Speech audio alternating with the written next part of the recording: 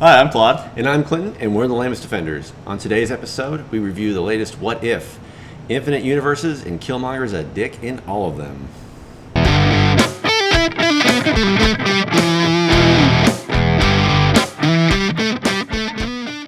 Hiya, Thanos. We're the Lamest Defenders. I don't even know who you are. We have a small but dedicated fan base. Be sure to visit our sponsor at BaskervilleProductions.com.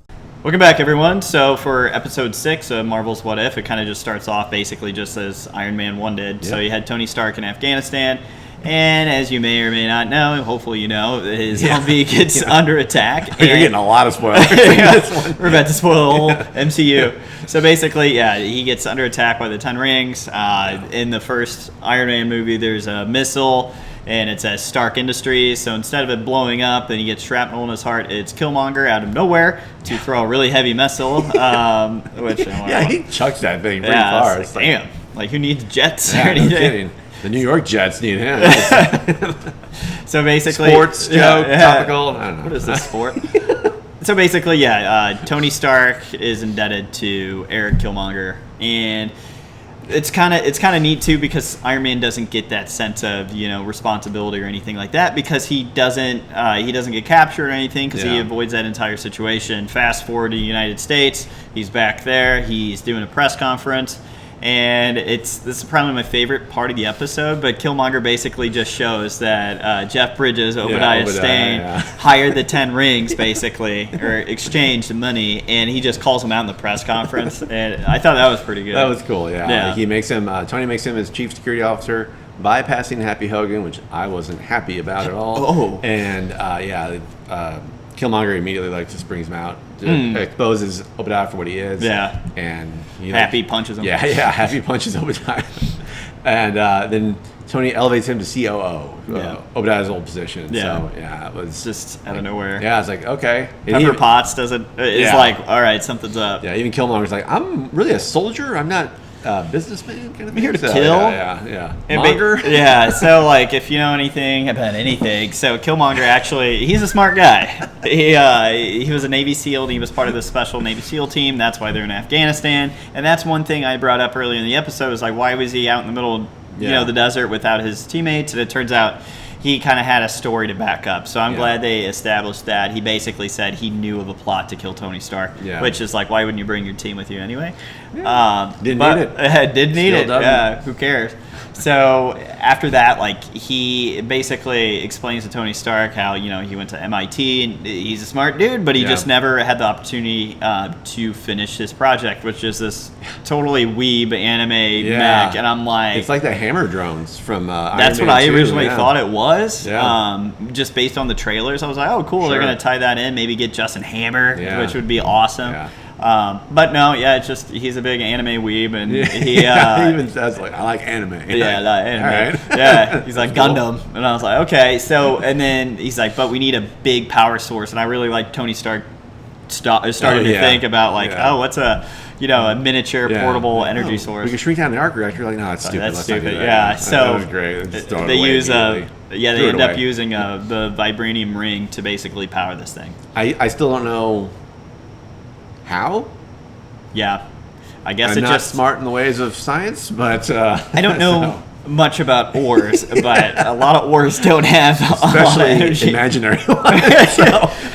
Yeah, they don't power a lot of things. Yeah. But basically, they need more of it to make a big drone army, basically. Yeah. So then they call back Claude because they want to interact with the black market. It was great to have Andy Serkis back as Claude. That was really cool. Yeah, and then Black Panther T'Challa catches word of it, and then, hey, guess what? Wipes out.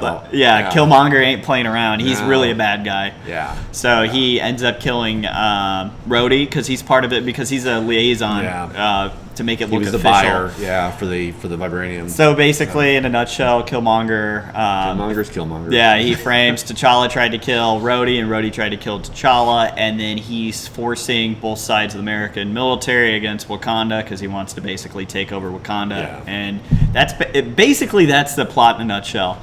Yeah.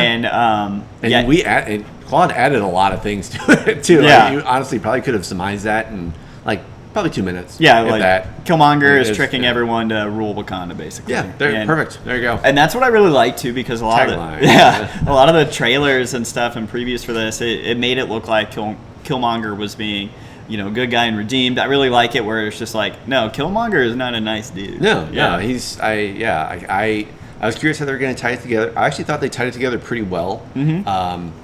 But yeah, on the whole, this episode is definitely setting up a lot. This is like it another ends domino. abruptly. Yeah, it's just another domino. It's just like, okay. The one thing I thought it was really funny because there's a big battle in Wakanda against the drones and the Wakandans, and I thought the rhinos in this looked more believable than the Black Panther CGI. Yeah. I'm gonna dunk on that till the end of days. No, I mean the animation, the first half, where they're just talking, like just Pepper Potts and everybody just talking to each other. Is like, this looks bad. Thank God you said that. I was bad. it looked I would compare it to like the early, like if you remember that website, shows our age, it's Newgrounds, where they had the Flash animated like little cartoons. It looked like early Metalocalypse episodes, and that's not a flattering thing. Yeah, no. Yeah. Especially it was for rough. it was but bad. And that's originally what I thought about episode 1 until the action started to happen, and then once you had this battle scene, basically, it looks way better. Another weak point I felt like was the voice cast was a little bit hit or miss. Yeah. In particular, I didn't really like Pepper Potts' voice actress. It just at times she nailed it, and then at other times it was just so awful. Yeah, when Killmonger would yell "Wakanda forever," it was like he was trying not to yell too loud in a room. Yeah, he's gonna wake his parents up. Yeah, he was like "Wakanda forever." Yeah. It's like, man, shut up. All right, Michael B. Jordan is doing this for a paycheck. Yeah. I mean, it's his character. Like they'll obviously never be. Well, there might be another Killmonger, but it won't be him. Yeah. That's redundant. But he nailed the character, just like absolutely. Tony Stark or Robert Downey Jr. with Tony Stark. Mm-hmm. But it could have been a little bit better on that sense. But it just. To me, I mean, there's a couple like bad things about it. The storyline sometimes, again, this is a weakness of 30-minute episodes. Just felt a little bit too rushed, a little bit, convenient for some of these plot points to happen. Yeah. I mean, in general, I think it was a lot better than the last episode. So I would probably rate this a 6.8 out of 10. Okay. I gave the zombie one a 6. Like you said, it is better than the zombie one. Not by much, so I'm just going to give it a 7 because I don't like the silly point system. Oh, no, I'll break the rules, baby. But I hate comparing everything to that brilliant Doctor Strange episode, but that episode somehow should have ended this season because everything after that has just been so subpar. I'm just like, I just don't care. Like, I want to go back to that one. Yeah. It's really unfortunate because I hate comparing everything else to that. But also, come on.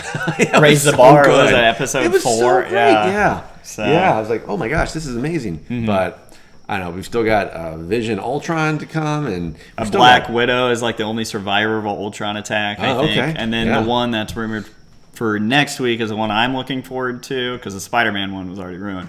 So it's the party bro Thor, basically. Oh, right on. Yeah, that could be cool. Like where he's in Vegas, it looks like. And I was like, yeah. That one, Gamora, like Gamora with the Thanos copter blade thing. Yeah. So like that could be cool too. Yeah. So that's our review for Marvel's What If episode 6. So it was okay. And catch us next week. Hopefully it's the Party Thor episode. So we'll catch you guys then. Thanks so much. Stay lame. Bye.